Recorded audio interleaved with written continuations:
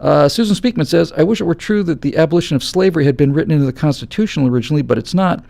Do you think race relations today would be any different if that had been true? They'd be very different, because there wouldn't be race relations in this country in the way that we understand race relations.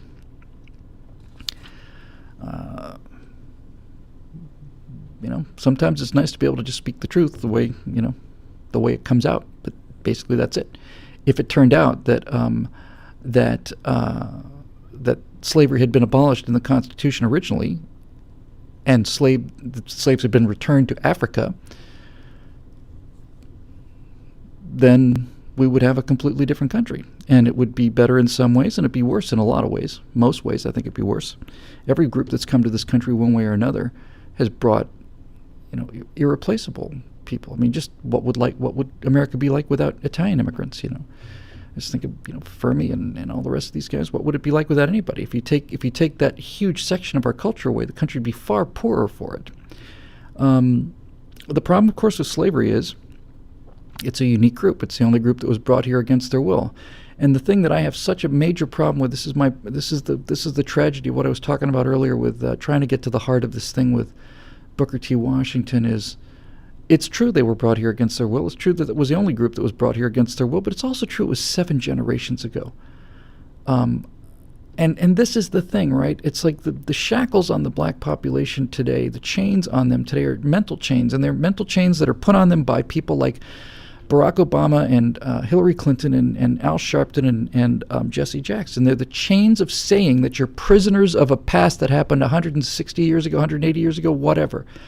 They're the chains of saying that that what happened to your great great great great great great grandfather has a bearing on you. Look, my grandfather didn't come. My grandfather immigrated to this country. Not my father. His father came here in 1915. So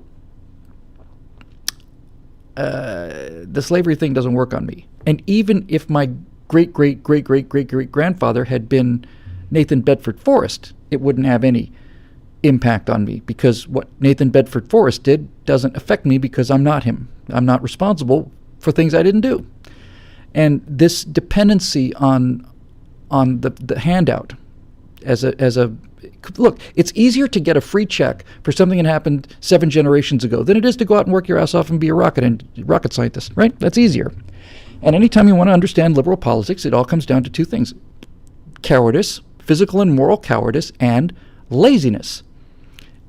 Really pretty simple. Cowardice and laziness. That's what drives the progressive vision. We hate rich people because they're successful, because they work hard. Therefore, we want to take their money because we're lazy. We're afraid of the Russians, we're better red than dead, and we're afraid of the Islamicists, so let's just tell them how swell they are, because we're cowards. Laziness and cowardice. That's all you need. That's the whole F right there. So look, if slavery had been abolished before well, first of all, Scott Ott, a great celebrity friend of mine, who I just spoke highly of a few moments ago, but he wasn't here to hear it because he's funny that way.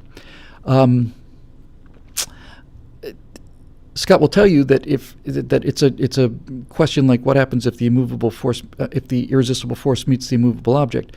The Constitution could not have been ratified without slavery.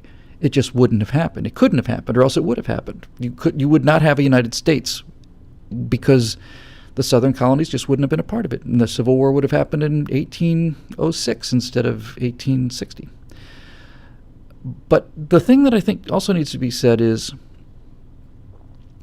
if slavery had not been part of America, all of the American blacks in America today would, on some level, be in Africa. And the richest black people in the world are American blacks. And likewise, the richest Mexicans in the world are Mexican Americans. The richest Swedes in the world are Swedish Americans. The richest English people in the world are Anglo Americans, and so on and so on and so on. So, Dirth Mick, is saying only 33% of African Americans are descended from slaves. The other 67% are immigrants. That number seems about right. I didn't know what the actual percentage is. So so the black population here today, 1 out of 3 of them were slaves, descendant of slaves, And of the white population, I don't know what the number is. I'll bet it's even smaller. In fact, I know it's smaller because the Confederacy consisted of a small percentage of the population of the U.S., and the number of people in the Confederacy who actually owned slaves was microscopic. It was, 5-6% of the total Confederacy, in terms of the people fighting in the war, owned slaves. It's silly, and it's tragic, and people just have to come out and say it. You have to come out and say it. You're enslaved by the Democratic Party, and they're making you think about things that happened 7 generations ago. And if you're not willing to settle for that, this is where my little argument ability comes in, my little ability to tell stories to make a point. If you think that nevertheless all of this white privilege has given you a head start that you didn't deserve, I'll just take a quick aside to say that the slaves did in fact build the southern cotton plantation system was built by black slaves. That was their work. But that system was totally destroyed in the Civil War. It did not survive the Civil War, needless to say. Slaves were liberated in the Civil War. So there is nothing in America today that was built by slaves. Things had been built by slaves, but they were destroyed in the war. So, let's just start there. But look, the argument I'd like to make is if you say that, hey, you're asking for money from me for things that I didn't do, or my dad didn't do, or his dad didn't do, in order to make up payment to you for a crime that didn't occur to you or your dad or your granddad. Yeah, it doesn't matter though. It doesn't matter. We were held as slaves 400 years, 160 years ago. So white people owe us reparations. My response to that would be, okay, well, fair enough, if that's how you want to play it. But Africans in Egypt held the Hebrews as slaves for 1,000 years, and that happened. It was a much longer period of time, and it happened much earlier. So we'd be happy to cut you a check and everything, but before we cut you a check, every single black American in the country has to pay reparations to every single Jew in the country. All you black Americans out there are going to have to pony up hard and write checks to Jewish Americans because of how Egypt held the Jews in slavery. And if you say, well, that was a long time ago, my response would be, yeah, precisely. It was, wasn't it? It was a long time ago. Doesn't seem fair, does it, that blacks should have to write checks to Jews for the fact that Egyptians, who were Africans, held Jews in slavery for 1,000 years? Doesn't seem fair to me. But if we're going to be doing the reparations game, I say, Jesse Jackson, start writing a check to Alan Dershowitz directly, and we'll sort it all out later.